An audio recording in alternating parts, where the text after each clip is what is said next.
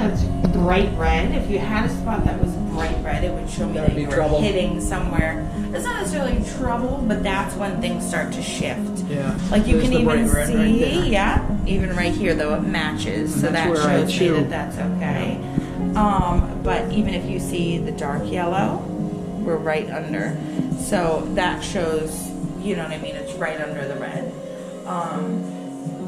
But regardless, you're going to have pressure, of course, when you bite down. But even how you're hitting right on the back end of this one is what kind of sends it this way, you know? And that's just naturally from your bottom tooth. That's that way. Interesting. This one. So once this one's aligned, you won't have that same pressure, you know, but you never quite, a lot of times whatever's going on the bottom affects the top, of course. You just never quite see it from this angle. Well, you know, the number one thing I've noticed after doing this is I have more space between my teeth.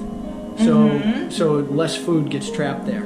Exactly. And that's what's so important too when it comes to orthodontics and alignment. Yeah. That's one of the, you know, big things, because when you get food caught and it's constantly causes the decay. Exactly, and bumping into your gums, it's harder to clean.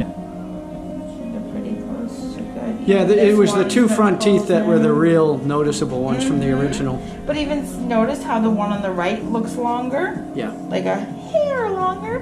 But now that it kind of pulled it forward and pushed this one back, it's far more, you know, it's like switch spaces almost. Yeah, incredible. So now it's just kind of pulling this guy back in just a tiny bit. And you can see the spacing difference as well between the teeth. Exactly. Yeah. See how nice your gums are, you know, coming back into the spacing even?